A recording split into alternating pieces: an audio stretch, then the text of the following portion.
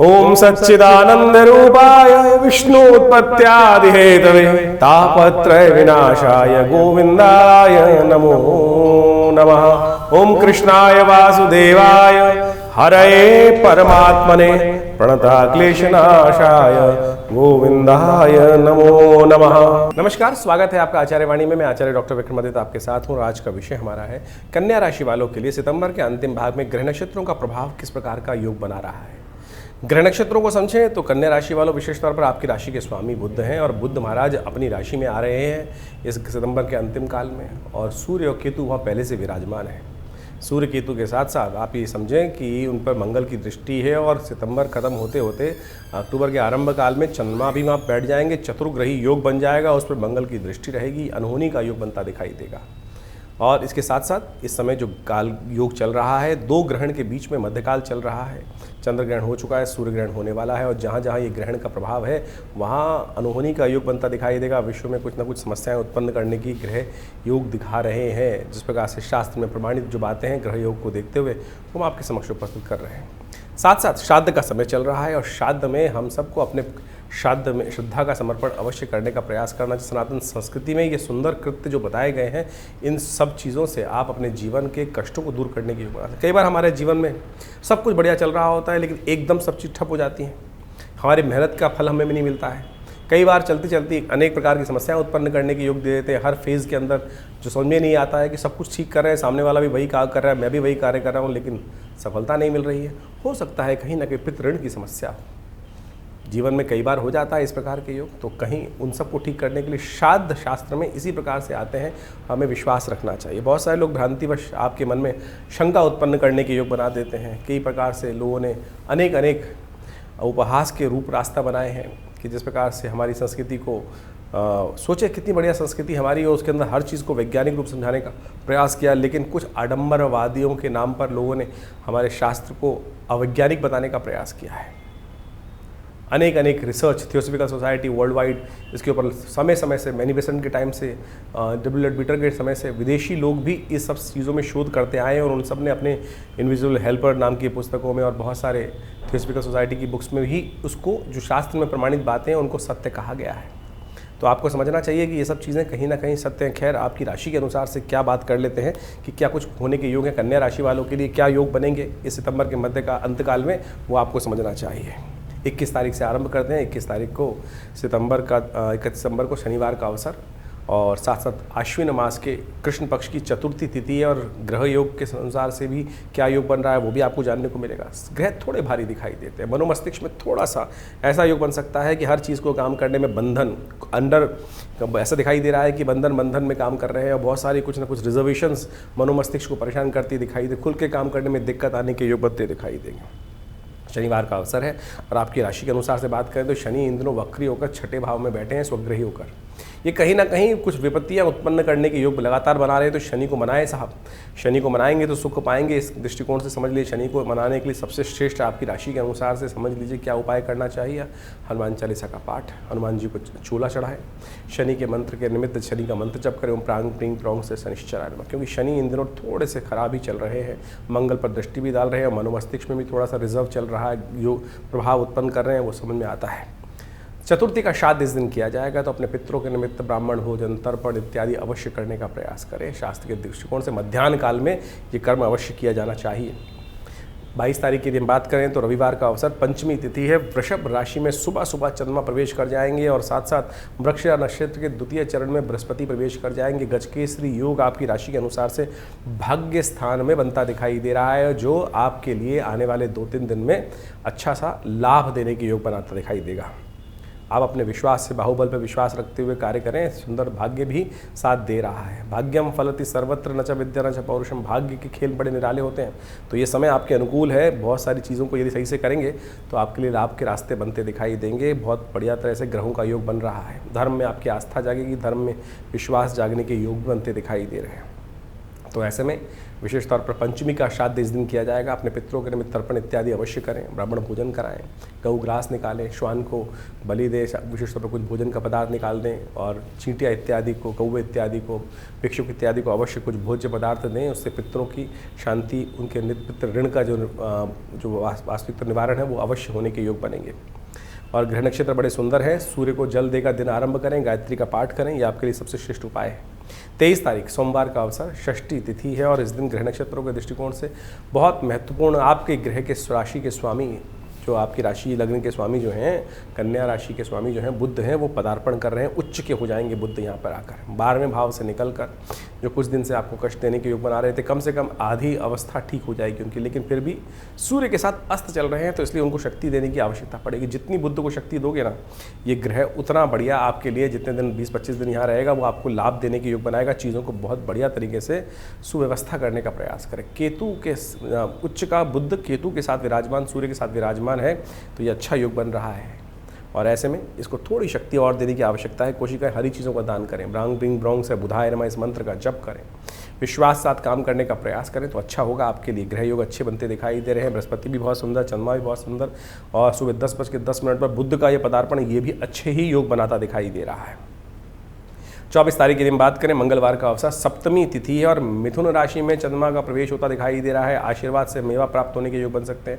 जितना हो सके बुजुर्गों की सेवा, महात्माओं की सेवा, माता पिता की सेवा करेंगे तो माता का आशीर्वाद तो लेकर यदि काम करोगे तो बिल्कुल वारे न्यारे होने के योग बन सकते हैं। साफ साफ ग्रह दिखा रहे हैं। मंगलवार का दिन है, हनुमान जी का स्तवन करें।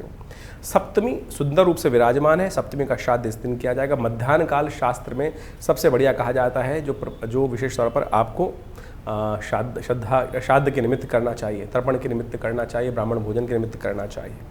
कई लोगों ने भ्रांति है कि कई बार क्या होता है कि घर के अंदर भोजन किसको कराएं। ब्राह्मण सबसे श्रेष्ठ है और ब्राह्मण में भी जो संध्या काल करने वाला, गायत्री का जप करने वाला और विशेष तौर पर सत्य भाषण करने वाला, सुंदर और मीतभाषी, ये सब जो विद्वान ब्राह्मण है उन्हीं को भोजन कराने का शास्त्र में प्रमाणित किया गया। कई लोग भ्रांति उत्पन्न हो गई है कि स्त्रियों को भी लोग, ब्राह्मण के जब किसी स्त्री का श्राद्ध है तो उसमें सोचते हैं कि स्त्री को श्राद्ध करा जाए। शास्त्र इस बात को प्रमाणित करता है कि जो ब्राह्मण ही है वही भोजन करने का अधिकारी है। जो त्रिकाल संध्या वाला ब्राह्मण है, ब्राह्मण संध्या करने वाला, गायत्री जप करने वाला, यज्ञ करने वाला, तप करने वाला, सत्य का आचरण करने वाला ब्राह्मण ही सही रूप से यदि श्राद्ध में भोजन ग्रहण करे तो वही पितरों को निमित्त आत्मतृप्ति देने का सुंदर योग बनाता है। तो इस भ्रांति में ना रहे। शास्त्र में इस बात को प्रमाणित करने के लिए अनेक उदाहरण उपस्थित किए गए हैं, तो आपको इसको समझते हुए कार्य करने का प्रयास करना चाहिए। 25 तारीख बुधवार का अवसर, अष्टमी तिथि है और अष्टमी का श्राद्ध इस दिन किया जाएगा। ग्रह नक्षत्र आपके लिए अनुकूल बनते हुए दिखाई दे रहे हैं। ऐसे में कोशिश ये करें, कुछ आपके लिए ग्रह योग बड़े अच्छे हैं, जैसा आपके ग्रह योग बन रहे हैं, मनोकामना सिद्धि का योग बनता दिखाई दे रहा है। ग्रह नक्षत्र के दृष्टिकोण से आपके लिए विजय प्राप्ति के योग बनते दिखाई देंगे और ऐसे में ग्रह नक्षत्र बहुत सुंदर एक योग बना रहे हैं आपकी राशि के अनुसार से। कन्या राशि वालों की कार्य में पूर्ण आपकी श्रद्धा से सफलता प्राप्त करने के योग बन सकते हैं। कर्म का फल पूरी तरह से प्राप्त होता है। कई बार लगता है कि हम जो कर्म कर रहे हैं उसका फल हमको मिलेगा कि नहीं मिल रहा है, कहीं और कोई ना ले जा रहे, बिल्कुल फुल क्रेडिट आपको मिलने के योग दिखाई देते हैं। कोई क्रेडिट नहीं ले जा सकता। ग्रह नक्षत्र इस प्रकार का योग बना रहे हैं। सुंदर भगवान कृष्ण का स्तवन करते हुए, भगवान विष्णु का स्तवन करते हुए, उनका पूजन करते हुए कार्य करें। अष्टमी का श्राद्ध इस दिन सुंदर रूप से किया जाएगा, वो आपके लिए पितृ ऋण से निवृत्ति करने का योग बनाएगा। 26 तारीख बृहस्पतिवार का अवसर, नौमी तिथि विद्यमान है और ग्रह नक्षत्रों के दृष्टिकोण से आपके लिए योग अच्छा बनता दिखाई दे रहा है। आपके कर्म का फल आपको अच्छा मिलता दिखाई दे रहा है। भाग्य भी साथ देता दिखाई दे रहा है ग्रह नक्षत्रों के दृष्टिकोण से। बस गुस्से को कंट्रोल करने का प्रयास कीजिएगा। छोटी छोटी बातों में अननेसेसरी रुष्ट होंगे ना, चीज़ें हैप्सर्ड हो जाएंगी। सूर्य अननेसेसरी इन दिनों आपकी राशि में परिवर्तित करके हमने एक अलग से वीडियो बनाया था जिसमें बताया था कि सूर्य कन्या राशि वालों के लिए कैसा योग बना रहा है। तो सूर्य अननेसेसरी एग्रेसिव कर रहा है आपको और सूर्य के एग्रेसिव होने के कारण से बुध भी वहाँ अस्त हो रहे हैं, तो वो चीज़ों को अनऑर्गेनाइज कर सकते हैं। तो मन को शांत करें, सबसे पहला काम ये करें। माथे पर केसर का टीका लगाते हुए कार्य करें। नौमी का श्राद्ध इस दिन किया जाएगा। सौभाग्यवती जो स्त्रियाँ होती हैं उनका भी श्राद्ध करने के लिए शास्त्र में नियम बताया गया है। इन दिनों नौमी के दिन जो परिवार के अंदर कोई सौभाग्यवती स्त्री जिनका शरीर पूरा हुआ हो और उनकी परिवार में कहीं दूर भी हो, तब भी आप कर सकते हैं उनके निमित्त श्राद्ध। वही तर्पण इत्यादि करें और सुंदर रूप से उनके निमित्त जो स्वाहा नाम की देवी हैं वो यज्ञ का आहुति ले जाती हैं अग्निदेव तक, और स्वधा नाम की जो देवी हैं वो तर्पण का जल जो है वो पितरों तक पहुंचाती हैं। तो तस्यै स्वधा तस्यै स्वधा तस्यै, थोड़ा तिल हाथ में लेकर, जल हाथ में लेकर उन दिवंगत आत्माओं की आप शांति के लिए इस पितृ तीर्थ से तर्पण करें। तस्यै सुधा तस्यै सुधा तस्यै सुधा, जल छोड़ते हुए 3 बार इस प्रकार से कम ये तो करें। पितृ गायत्री का जप करें, गायत्री का मंत्र का पाठ करें, उनकी आत्म शांति करने का सुंदर व्यवस्था बनाएं और सोचें कि पितृ प्रसन्न हो जाते हैं ना, तृप्ति हो जाती है, तो बिल्कुल आशीर्वाद, वैसे ही आशीर्वाद मिलता है लेकिन पूर्ण श्रद्धा के साथ आशीर्वाद देते हैं फिर वो। 27 तारीख यानी बात करें, शुक्रवार का अवसर है, दशमी तिथि है और दशमी का श्राद्ध इस दिन किया जाएगा। ग्रह नक्षत्रों के दृष्टिकोण से चंद्रमा परिवर्तित होकर कर्क राशि में दशम भाव में 11वें भाव में से निकल दशम से निकलकर 11वें भाव में गोचर में आपके प्रवेश कर रहे हैं और लाभ के योग प्रशस्त करते दिखाई दे रहे हैं। संत महात्माओं की सेवा करने का जितना सुंदर मौका मिले अवश्य करने का प्रयास कीजिएगा और संत महात्माओं की सेवा से आपकी भाग्य में रास्ते बनते दिखाई दे रहे हैं। इसलिए सरल स्वभाव रखते हुए, गुस्सा ना करते हुए, क्रोध ना करते हुए, बस क्रोध से बचने का आपको प्रयास करना चाहिए। परोपकार, इन दिनों आपकी राशि में योग बन रहा है, जितना दान पुण्य परोपकार करेंगे उतनी किस्मत आपका साथ देती दिखाई दे रही है। भाग्य को जगाना चाहते हो तो परोपकार से भागना मत, ये ग्रह नक्षत्रों का योग बन रहा है। 28 तारीख की यदि हम बात करें, एकादशी का सुंदर योग बन रहा है और शनि इन दिनों आपकी राशि में सब कष्ट दे रहे हैं। शनि ही नहीं सही सुधर रहे हैं आपकी राशि में, वक्री हो गए हैं, छठे भाव में बैठे हैं, रोग बढ़ा रहे हैं, शत्रु बढ़ा रहे हैं, अननेसेसरी के वरीज बढ़ा रहे हैं। हाँ, जुर्माना नहीं होने दे रहे, नुकसान दिखाई नहीं दे रहा है लेकिन बाद में नुकसान, ये स्थिति आपको कहीं ना कहीं जो विकट उत्पन्न हो रहे हैं अननेसेसरी के आपके आसपास, बाद में नुकसान देने के योग दे सकते हैं। ये आने वाले समय में ध्यान रखिएगा। आपके जो कृत्य इस वक्त हैं, जो आप बहुत सारी चीज़ों को देख नहीं पा रहे हैं, वो स्थिति ऐसी है कि आने वाले समय में जो अभी शत्रु उत्पन्न हो रहे हैं, जो विकट स्थिति आपके खिलाफ जा रही है, वो बाद में आपको कष्ट देने का योग बना सकते हैं। इसलिए शनि का उपाय करना बहुत ज़रूरी है। इस वक्त शनि वक्र अवस्था में उल्टी गति पे चल रहे हैं और ध्यान रखिए। एकादशी का श्राद्ध इस दिन किया जाएगा। एकादशी के श्राद्ध के दिन में बड़े लोगों को भ्रांति रहती है कि ब्राह्मण भोजन नहीं करेंगे, एकादशी में व्रत रहते हैं तो क्या करें। अरे कच्चा अन्न दे दीजिए, गेहूं चावल इत्यादि जो आप दान करना चाहें, फल इत्यादि दान करना है वो सब दान कर सकते हैं। गऊ को ग्रास निकाल सकते हैं, वो सब तो है ना, वो सब करने का प्रयास कीजिएगा। मध्याह्न काल में इस तिथि में श्राद्ध करना सबसे अच्छा रहेगा। अब रही बात शनि की, शनि को मनाना बहुत ज़रूरी है और बाई चांस 2 एकादशियाँ जो अभी एक साथ पड़ी है, पिछली 15 दिन पहले और इस बार एकादशी, दोनों की दोनों एकादशियाँ शनिवार के दिन पड़ रही हैं। शनि को मनाने के लिए सबसे सुंदर रास्ता है भगवान विष्णु का तिल से अभिषेक। थोड़ा तिल लेकर उसके द्वारा जल में पंचामृत बनाकर उसके द्वारा भगवान विष्णु का अभिषेक करें, शनि भी प्रसन्न होंगे। और हो सके तो तिल का से हवन करें। मंत्र है ओम शन्नो देवी रविष्ट्रया आपो भवन्तु पीतये शन्नो रविष्ट्रवन्तुनः।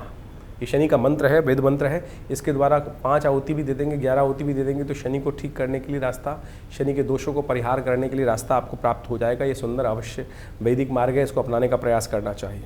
29 तारीख रविवार का अवसर, द्वादशी तिथि, सिंह राशि में सुबह 5:37 पर चंद्रमा प्रवेश कर रहे हैं और ये ग्रह स्थिति आपके लिए कहीं ना कहीं थोड़ा सा वरी को बढ़ाने वाली दिखाई देती है, अननेसेसरी के नुकसान को कराने वाली दिखाई देती है। तो अपने तमाम चीज़ों को ध्यान रखते हुए कार्य करने की ज़रूरत है आने वाले 2-3 दिन। ऐसे में ध्यान रखिएगा, सन्यासियों के निमित्त कुछ दान पुण्य करने का दिन दिखाई देता है। जिन घर के परिवार के लोग कोई संन्यास ग्रहण कर लेते हैं तो उनके लिए, ऐसे दिवंगत ऐसी आत्माओं के लिए शांति प्राप्त कराने के लिए हमारे यहाँ संन्यास भी लेना एक तरह से कहा जाए संसार से विरक्त हो गया। वो सन्यासी का तो परिवार से दायित्व नहीं रहा, लेकिन परिवार का दायित्व सन्यासी के प्रति रहता है। तो अवश्य ऐसे लोगों के प्रति आपको कुछ तर्पण इत्यादि, दान इत्यादि, पुण्य इत्यादि, ब्राह्मण भोजन इत्यादि अवश्य कराने का। जिन परिवारों में इस प्रकार की आत्माएँ हों तो उनको अवश्य ये कर आप उनका भी आशीर्वाद प्राप्त करने के योग बना सकते हैं। संसार में, भारतीय संस्कृति में इन सब के लिए अनेक नियम शास्त्र में प्रमाणित किए गए हैं, उनको अवश्य करने का प्रयास करना चाहिए।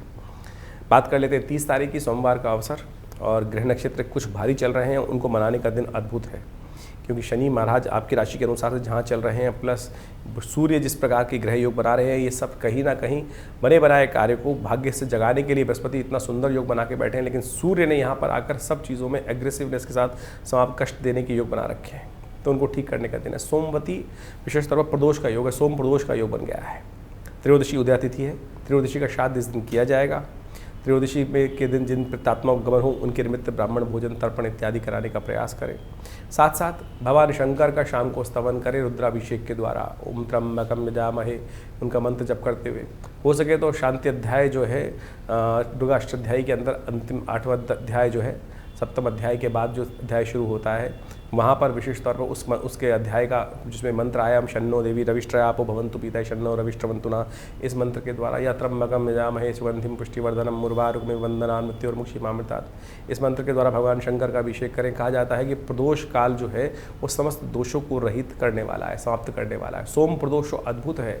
कहा जाता है भगवान शिव पार्वती पूरे संसार का भ्रमण करते हैं और जो इस सुंदर काल में उनका स्तवन करते हैं उनके समस्त दोष इत्यादि जो है वो हर लेते हैं भगवान। श्राद्ध चल रहे हैं, श्राद्ध के महीने में विशेष तौर पर कुछ खास उपाय कर कर आप अपने जीवन को बहुत सुंदर रूप से सुखमय आनंद में बना सकते हैं। उनका बड़ा महत्व है, उनको समझें आप। तो जैसा भी आपने सुना, पूरा सिलसिलेवार तरीके से आपकी राशियों में किस प्रकार का युगायुग बनता दिखाई दे रहा है। इसके साथ साथ हमने आपको विशेष तौर पर बताया श्राद्ध के बारे में। श्राद्ध भारतीय संस्कृति का एक ऐसा विषय है जिसको कहा जाता है श्रद्धा का समर्पण। श्राद्ध का नाम ही श्रद्धा के समर्पण से बना है और भारतीय सनातन संस्कृति का एक ऐसा अद्भुत विभाग है कि जिसको हम समझ लेते हैं कि मृत्यु एक जीवन का अंत है। देखिए, मृत्यु एक जीवन का चक्र है, जन्म मृत्यु।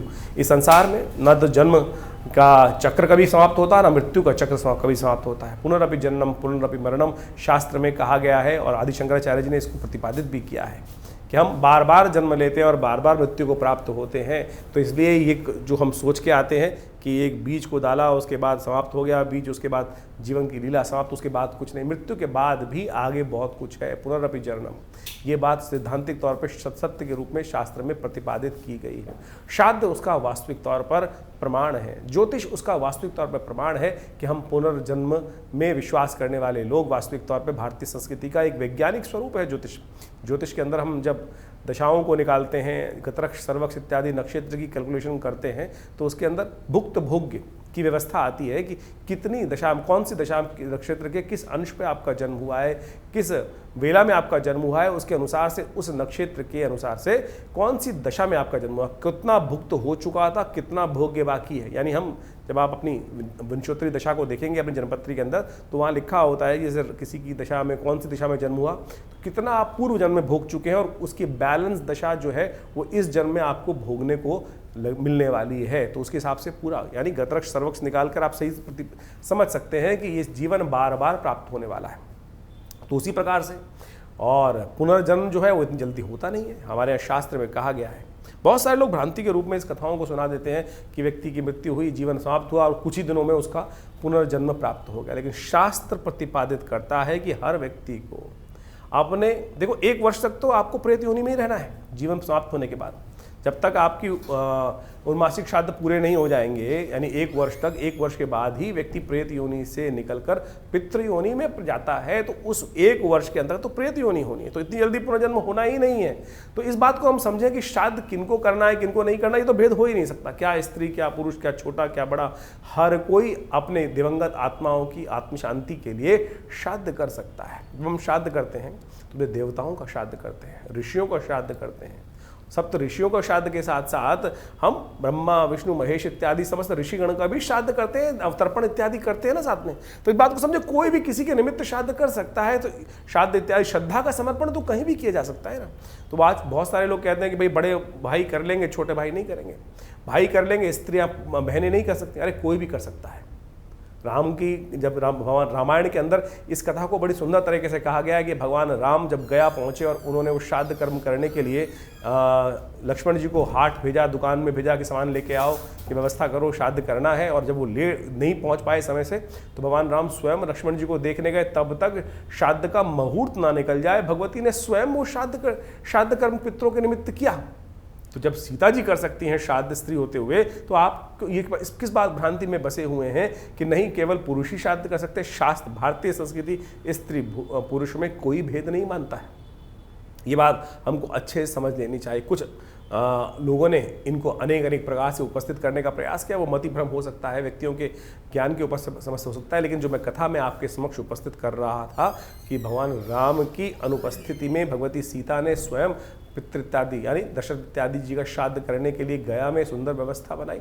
तो आप भी कोई चिंता ना करें इस बात को, विशेष तौर पर हमें अपने पितरों के निमित्त श्राद्ध करना चाहिए। कई लोग ऐसा कह देते हैं गया का नाम आया है तो हम गया में जाके पिंड छुड़ाया है, उसके बाद आगे करने की आवश्यकता नहीं है। अरे वहाँ के महात्म्य वर्णित है कि इतने सुंदर स्थल है कि यहाँ पर पितृ को मोक्ष प्राप्त करने का सुंदर रास्ता बन जाता है, उसकी आवश्यकता नहीं होती। लेकिन ये तो आपका श्रद्धा का समर्पण है, जब तक आप हैं तब तक अवश्य अपने पितरों के निमित्त 3 पीढ़ी तक पिता, पितामह, परपितामह यानी 3 पीढ़ी तक अवश्य हमको अपने समस्त लोगों का श्राद्ध करने की कार्य करने का अवश्य प्रयास करना चाहिए। मध्याह्न काल शास्त्र के लिए सबसे श्रेष्ठ है, यानी जिस तिथि को मध्याह्न काल में हो, उस तिथि जो मध्याह्न काल में जो व्यापनी हो उस तिथि, उसी में उस दिवंगत आत्मा जो गए हैं उनका श्राद्ध किया जाना चाहिए। यदि आपको ज्ञात है कि किस समय उनका गंतव्य हुआ, उस समय प्रत्यक्ष रूप से कौन सी तिथि विद्यमान थी, उस तिथि में चाहे कृष्ण पक्ष है चाहे शुक्ल पक्ष है, तो इन श्राद्ध अश्विन के श्राद्ध के समय में पितृपक्ष के दौरान उनका अवश्य तर्पण। और श्राद्ध में क्या क्या करना चाहिए? वैसे तो विधान बहुत लंबा चौड़ा है, जितना आप कर सकते हैं। गायत्री जप अवश्य करें, तर्पण अवश्य करें, पिंडदान अवश्य करने का प्रयास करें, तर्पण इत्यादि के साथ साथ गायत्री का जप कर सकते हैं, गायत्री का यज्ञ कर सकते हैं, ब्राह्मणों को भोजन करा सकते हैं, गऊ के घास निकाल सकते हैं, चींटी, भुक्षुक, कौआ, काग इत्यादि के लिए अवश्य कुछ भोज्य पदार्थ, श्वान के लिए भोज्य पदार्थ अवश्य निकालने का, ये बलि अवश्य करने का प्रयास करना चाहिए। ये शास्त्र में विधान वर्णित है, तो अवश्य हमें सबको जितना हो सके। कोई ब्राह्मण नहीं मिल रहा है, ब्राह्मण मिल जाए तो बहुत अच्छी बात है, नहीं तो गऊ के निमित्त एक प्लेट में खाना लगाया, भोजन किया, उनका तर्पण करते हुए साथ साथ उनको समर्पित करने का प्रयास करें। और कोशिश ये करें अवश्य श्राद्ध के साथ। नहीं व्यवस्था हो पा रही तो कोई चिंता नहीं, आप 2 केले भी दान कर देंगे तो भी आपके पितृ आपको आशीर्वाद। बहुत सारे लोग पितृ दोष से समस्या उत्पन्न कर लेते हैं कि पितृ दोष हो गया कुंडली में। अरे पितृ दोष नहीं होता, पितृ ऋण हो सकता है। आप अपना कर्म नहीं करोगे तो पितृ ऋण के रूप में आपके जीवन में वो भार चढ़ता चला जाएगा, ब्याज दर ब्याज के रूप में आपके जीवन में वो ब्याज दर ब्याज, वो ऋण चक्रवर्ती ब्याज की तरह परेशान कर सकता है। लेकिन पितृ आपसे रुष्ट हो, ये बड़ी विचित्र बात लगती है कि पितृ रुष्ट हो गए। बहुत सारे लोग बोलते हैं पितृ रुष्ट। अरे माता पिता किसी से कभी रुष्ट हो सकते हैं क्या? ये सोचें कैसी विचित्र विडंबना हमने डाल दी कि पितृ, लोग कह देते हैं ज्योतिषी जन्मपत्री दिखाने के पास गए और उसने भ्रांति मन में उत्पन्न कर दी कि आपके तो पितृ रुष्ट हैं। अरे पिता, माता पिता किसी से रुष्ट नहीं होते। आप उनका उपहास भी कर दो तब भी वो तो, लेकिन दोष है, वो इस प्रकार का दोष है कि वो आपको प्रकृति माफ नहीं करती। आपको पितृ आपके रुष्ट होना, लेकिन प्रकृति आपको उस जो आपने गलत कर्तव्य किया है वो ऋण, वो भार आपके ऊपर अवश्य चढ़ जाएगा, वो आपको ध्यान रखना चाहिए। तो ये बात प्रकृति के दत्त है। तो आप एक बात ऐसे समझे कि कोई पिता, किसी व्यक्ति ने, बालक ने पिता का उपहास भी कर दिया, शायद पिता उनको माफ कर देंगे, लेकिन वो प्रकृति जो है, वो कर्म का सिद्धांत जो है, वो आपके ऊपर भार के रूप में विद्यमान हो जाएगा। उससे हमें समझना चाहिए। एक छोटा बच्चा यदि पिता के ऊपर खेल रहा हो, पिताजी के ऊपर कुछ विष्ठाबित कर देगा, तो क्या पिता रुष्ट हो जाते हैं? माता पिता तो रुष्ट बिल्कुल होते ही नहीं कभी। जब प्रत्यक्ष नहीं हुए तो अप्रत्यक्ष रूप में जाकर हाँ दुखी जरूर होते हैं। घर में उत्सव चल रहा है, आपने गाना बाना सब कुछ किया, सब कुछ करा, लेकिन अपने पितरों के निमित्त कुछ एक थाली निकाली ही नहीं, उनको याद ही नहीं किया। अरे जिनके बिना हम जी नहीं पाते थे, जिनके बिना हम चल नहीं पाते थे, उनको इतनी विस्मृति हमने भुला दी कि हम उनको भूल जाते हैं। तो हमारे यहाँ भारतीय संस्कृति परंपरा है कि सबसे पहली थाली उनको, उनके पितृ के निमित्त निकाल कर, मिंस कर और किसी गरीब व्यक्ति को दे दिया। इतना ही तो करना है खाली, और कुछ नहीं तो जल दे दीजिए भाई। हर नित्यपति तर्पण यही नहीं श्राद्ध के अवश्य करें। पितृ निमित्तिक श्राद्ध बोला गया है। निमित्तिक श्राद्ध, शास्त्र में 12 प्रकार के श्राद्धों का वर्णन आता है। और जो पावर्ण्य श्राद्ध इस वक्त हम पर्व में कर रहे हैं, पक्ष में कर रहे हैं, पावर्ण्य श्राद्ध के अंतर्गत आता है। और पावर्ण्य श्राद्ध के साथ साथ और ये समझे कि हम सब नैमित्तिक श्राद्ध भी तो करते हैं। नित्य प्रति श्राद्ध करना चाहिए, नित्य प्रति तर्पण करना चाहिए, नित्य प्रति जल देना चाहिए। जैसे सूर्य को जल देते हैं, उसी प्रकार से अपने पितरों का ध्यान करते हुए ये देव तीर्थ है, आगे वाली उंगलियां ये पितृ तीर्थ है। अंगूठे और पहली उंगली के बीच का जो तीर्थ है, यहाँ 1 लोटा जल लेकर तर्पयन्ताम तस्यै सुधा तस्यै सुधा तस्यै सुधा। यदि स्त्री है तो तस्मै सुधा और पुरुष है तो तस्मै सुधा तस्मै सुधा तस्मै सुधा। ये 2 देवियों का प्रादुर्भाव किया गया है ब्रह्मा जी के द्वारा। स्वाहा नाम की देवी यज्ञ की आहुति देवता तक पहुंचाती हैं, और स्वधा नाम की देवी आपके द्वारा अर्पित किया गया जो जल इत्यादि है, भोज्य पदार्थ इत्यादि हैं, वो आपके पितरों के तक पहुंचाती हैं। तो इसको अवश्य करने का प्रयास करना चाहिए। हमने विवेकानंद योगाश्रम में एक विशेष व्यवस्था करी है कि इन पितृपक्ष के दौरान में यदि आप घर में किसी कारण से नहीं कर पा रहे हैं या कर पा रहे हैं, पूर्ण विधि नहीं हो पा रही है, गायत्री यज्ञ नहीं हो पा रहा है, तो हम आश्रम से संपर्क साध सकते हैं। आश्रम में पूर्ण व्यवस्था है, पूरा दिन यज्ञ की सुंदर व्यवस्था रहती है। नित्य प्रति 8 घंटे यज्ञ किया जाता है। तो अपने पितरों के निमित्त गायत्री का यज्ञ, तर्पण, ब्राह्मण भोजन इत्यादि समस्त प्रकार से करने की व्यवस्था रहेगी। आप अपने यदि किसी कारण से नहीं हो पा रहा है तो विवेकानंद योगाश्रम से फोन संपर्क साधकर आप अपने समस्त पितरों के निमित्त तर्पण इत्यादि, ब्राह्मण भोजन इत्यादि, गायत्री यज्ञ इत्यादि की सुंदर व्यवस्था, गौ ग्रास की सुंदर व्यवस्था करने के लिए सुंदर आश्रम संपर्क साध सकते हैं। आश्रम में गौशाला भी है, सब कुछ व्यवस्था पूर्ण विधि के साथ की जाएगी। तो आप सब इन सब श्राद्धों में ऐसा ना करें कि हम सब लोग केवल ये परिपाटी भूल जाते हैं। बहुत सारे लोग तो क्या है, नई गाड़ी नहीं खरीदेंगे, नए वस्त्र नहीं खरीदेंगे, नया कुछ और समस्याओं कर देते, इतना करके बस छोड़ देते हैं। अरे ये सब तो बहुत भौतिक चीज़ें हैं। मुझे बताइए, आपके नए वस्त्र खरीदने से आपके पितृ रुष्ट होंगे या आप प्रसन्न होंगे? आपके पिता माता पिता आपकी तरक्की को देखकर, आपकी नई गाड़ी को देखकर अरे प्रसन्न ही होंगे भाई। ये कहाँ से व्यवस्था चल गई कि केवल गाड़ी नहीं खरीदना, वे चाँद चल रहे हैं, गाड़ी नहीं खरीदेंगे, और फिर नई जनरेशन आती है उनको आप समझा नहीं पाते हैं। तो समझे ये चीज़ नहीं है। वासना युक्त जीवन, हमको ये बात ध्यान रखनी है कि वासना युक्त जीवन में नहीं, संयमित जीवन जीते हुए उनको भी याद, उनका श्रद्धा का समर्पण करते हुए हम अपनी सुंदर, आपके सुंदर सौंदर्य जीवन से, आपके आगे बढ़ते हुए जीवन को देखकर आपके प्रति कतई आपसे अप्रसन्न नहीं हो सकते, दुखी नहीं हो सकते। इन सब भ्रांतियों को हटाने का प्रयास करें। आप नए वस्त्र घर में लाएंगे तो अपने पिता के निमित्त भी कुछ लेके आइए ना। हमारे एक मिलने वाले थे, उनकी मृत्यु हो गई और उन्होंने स्वयं आके कहा कि वो जब चले गए तो पंडित जी के लिए कपड़े लाने थे उनको, तर्पण उनकी श्राद्ध कर्म के दिन। तो वो जो स्त्री थी थोड़े हल्की क्वालिटी के कपड़े ले आई। जब वो पंडित जी को दे रही थी तो उसके बाद ऐसा हुआ कि वो दिवंगत आत्मा ने आकर स्वयं बोला, क्या मैं इतना पैसा समृद्धि छोड़ के गया था, क्या मेरे निमित्त तुम अच्छे वस्त्र भी दान नहीं कर सकते? एक ऐसी ही कथा रामायण में मिलती है। कहा जाता है कि भगवान राम जब अपने पिता के श्राद्ध करते हुए ब्राह्मण भोजन करा रहे थे तो भगवती को उन्होंने बाहर बुलाया। वनवास की स्थिति थी, भगवती नहीं आई बाहर, तो भगवान राम ने ब्राह्मण जी को भोजन कराने के बाद उसके बाद उनसे पूछा भगवती से कि आपको बुलाया, आप आई नहीं। बोले जब आप भोजन करा रहे थे तो मैं साक्षात देख रही थी कि यहाँ पर स्वयं हमारे पितृ उसी रूप में विद्यमान हैं और उनको भोजन करा रहे हैं आप। तो मैं उनको इस अपनी सन्यासी अवस्था में बाहर आकर, सन्यासी वल्कल वस्त्र धारण करे हुए इस अवस्था में आकर उनको दुखी नहीं करना चाहती थी। तो सोचे ये साक्षात इतनी सुंदर कथा शास्त्र में वर्णित है कि हम जो ब्राह्मण को भोजन करा रहे हैं वो साक्षात वही है कि पितृ हमारे घर आकर उसको ग्रहण कर रहे हैं। ये है श्रद्धा का समर्पण।